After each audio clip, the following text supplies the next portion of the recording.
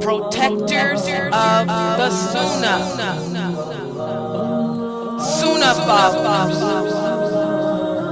protectors of the Sunnah.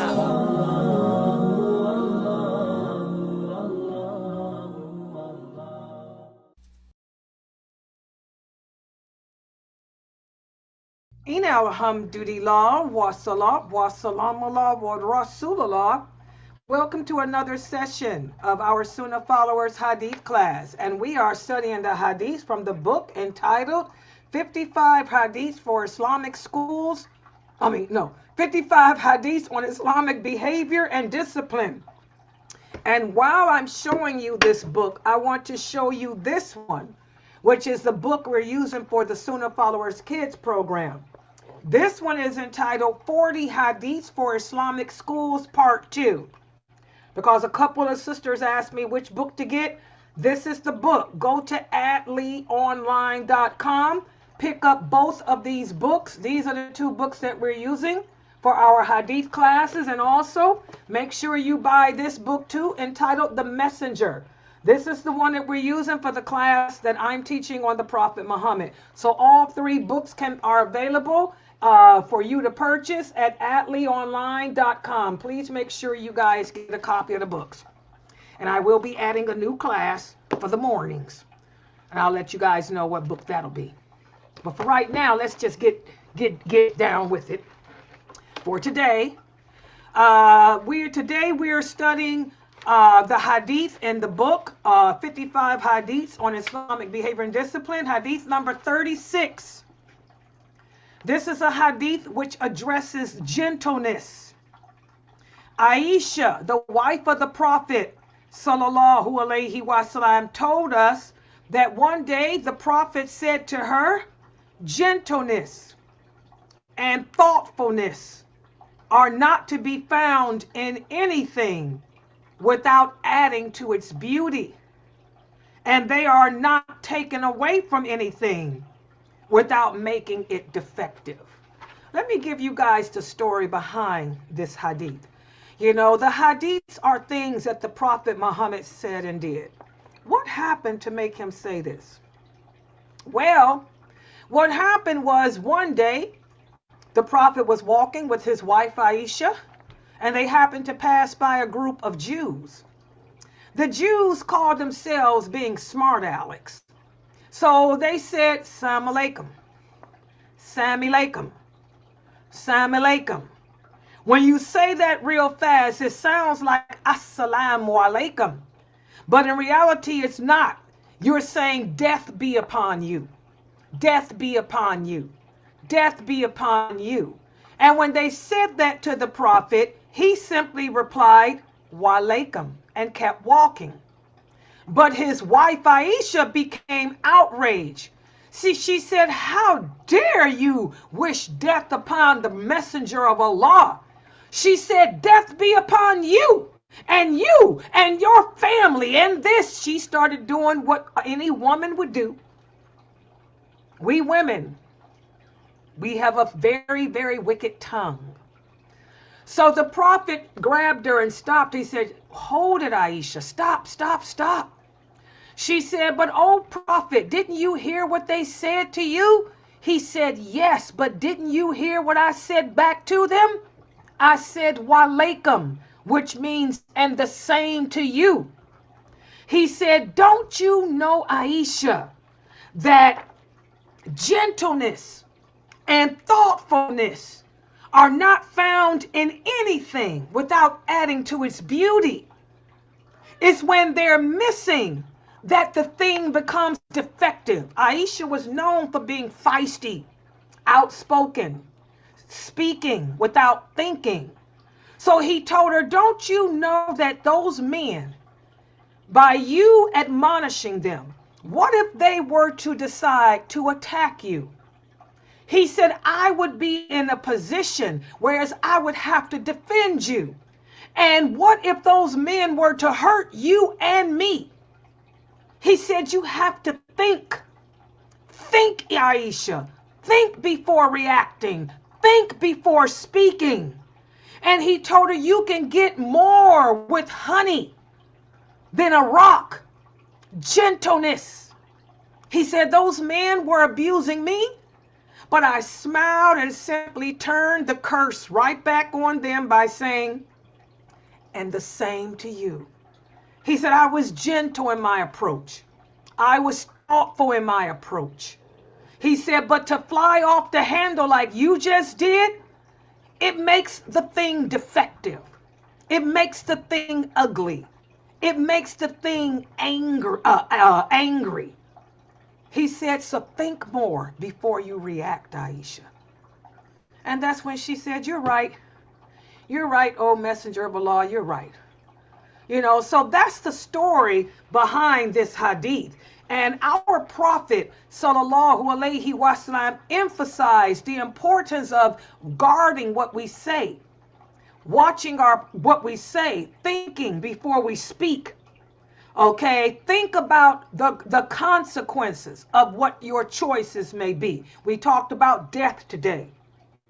Whatever choices we make in this world, they will come to haunt us when that angel of death pulls our soul. Was it the right choice? You'll find out then. So that's why we have to be more thoughtful in how we react to situations. And we should try to be more gentle in our approach, not allowing our anger, our emotions to get the better of us, especially women, because we women are more emotional than men. We'll fly off the handle and then afterwards, wow, I could have handled that better.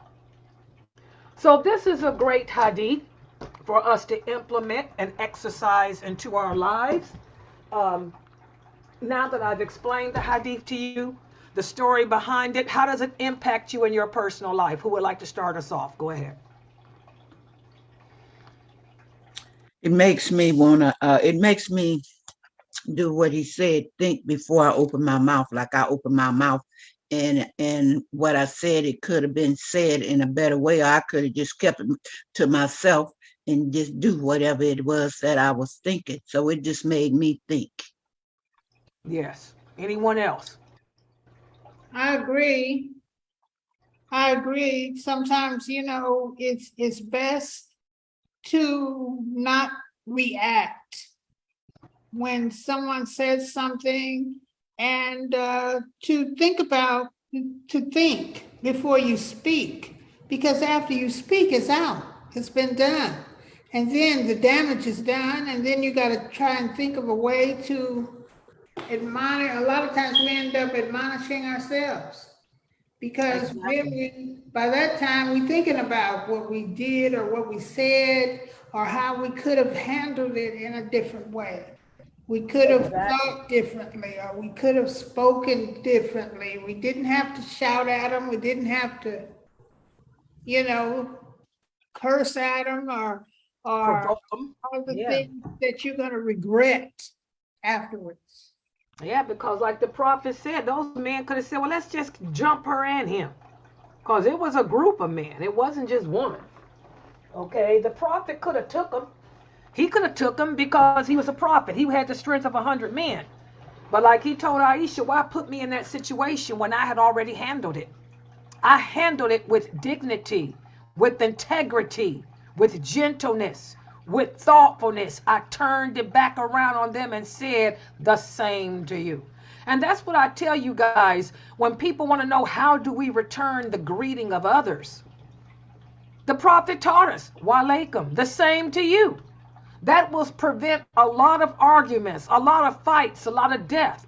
A lot of people, 'tis the season. This is the time of year we go through this. Oh, they said Merry Christmas to me. It's not like they were trying to kill you. That's their religion. So when people say Merry Christmas and have a Happy New Year, you simply say, and the same to you. Happy Halloween, the same to you. Happy New Year's Day, the same to you. Do fries go with your shake, baby? The same to you. And keep it moving.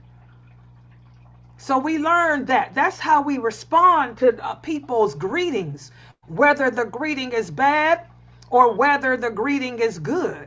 Our response of Thoughtfulness and gentleness will always put out the fire that may or may not have been behind that greeting.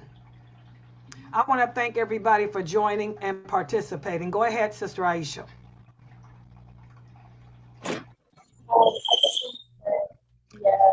I'm sorry, your sound is contorted.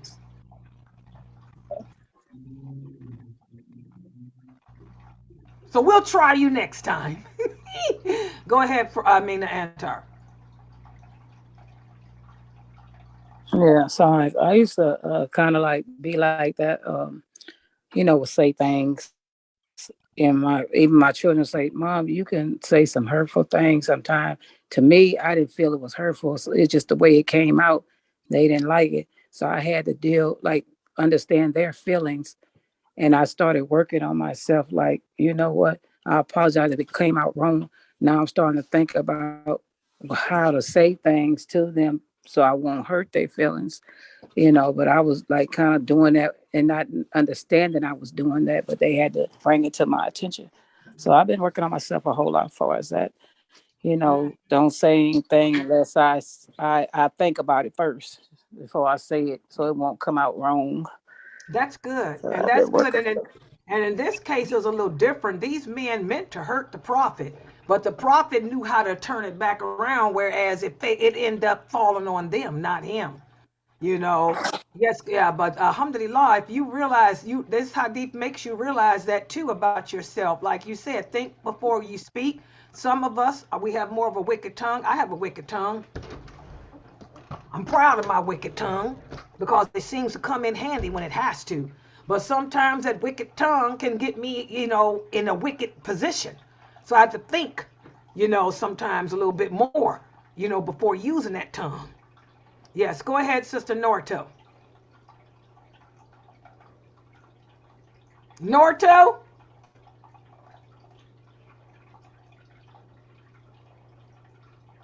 Okay, go ahead. Yeah, you probably can't hear me. I'm even worse than Isha, but all I wanted to say is some of us need to be mindful, like on our tone of voice. Because, for me, I also have a strong voice. Like, I'm not one of those girls who, have that sweetness to their voice. I'm just straight to the point. And some people think I come out as being rude and stuff, but, that's just the way, Allah made me. That's just the way I talk. But sometimes, the tone of voice, the way you talk to people can either be good or bad, because that kind of shows, how you feel about certain situations. So I think just being mindful of your tone and the way you talk to people. And that's what I take from it. Yeah, and that's what the prophet was telling Aisha, because Aisha had a feisty voice and she had a tone like us, like mine.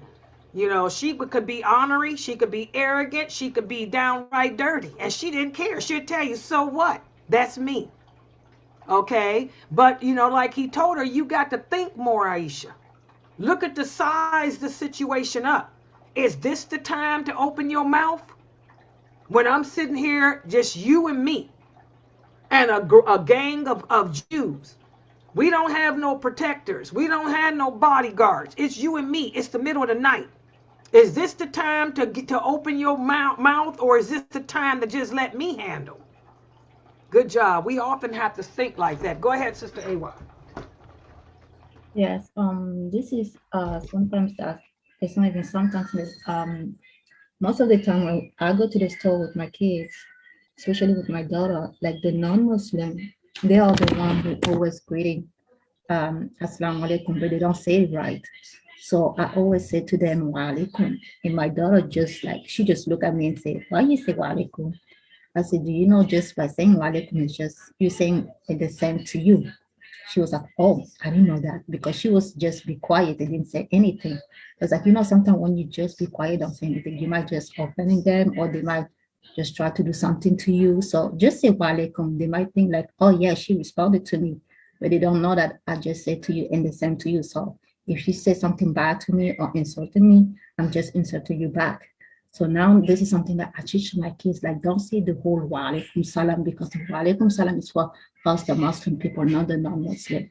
So when they're greeting you, because they always hear everywhere, oh, all greeting is assalamu alaikum. So they try to say the same thing, whatever they saw a Muslim woman walking So that's why I always teach my kids like to say wa alaikum and then the same to you. That's a good advice, guys. A lot of Muslims ask that question. You know, we're out in the public and people come. We don't know if these people are Muslim or not. They don't look like Muslims. They don't act like Muslims, but they're being nice. They want to give you the greetings. Like, for example, if you ride through any black neighborhood and they see a woman with a hijab, most African Americans know, oh, she's Muslim. So to be respectable, and most African Americans respect Muslims because they got somebody in their family that's one. So if you ride through a black neighborhood and they see that you got a hijab on, salam alaikum, and you know this person ain't Muslim or whatnot, rather than hurt their feelings, just say wa alaikum. They know what that wa alaikum is part of the greeting. And it'll make them feel good. Just like saying Merry Christmas, then the same to you. Makes the Christian feel good. You know, Happy Hanukkah, the same to you. You know, I'd like to thank everybody for joining and participating in this session of our Hadith class. Let me remind everyone that we have classes tomorrow. Don't forget that my class on the prophets and messengers will be at 6. Also, don't forget that we have my series on the stories of the Quran at 8. And also tomorrow we have this Hadith class. So again, for those of you who are not a member of the Sunnah Followers group page, please join it. So that way you can look at the events and see the classes and their times. Okay? And also don't forget, guys, we're always in need of donations to support our website. Please go to our website link at sunnahfollowers.net and make a donation to keep this Zoom room open, to keep all the videos being produced, to keep, you know, all the servers going. There's a lot of information coming out of this website that you're not going to get in any masjid or anywhere else unless you go to El Azhar University. Okay? And you're learning Aqidah. You're learning the Hadith. You're learning about the Prophet Muhammad, his life, his story. You're learning about the companions, their life, their story. You're learning how to read the Quran correctly in Arabic. You're learning the meaning of what you're reading in Arabic. You're not going to get that anywhere else but right here at Sunnah Followers.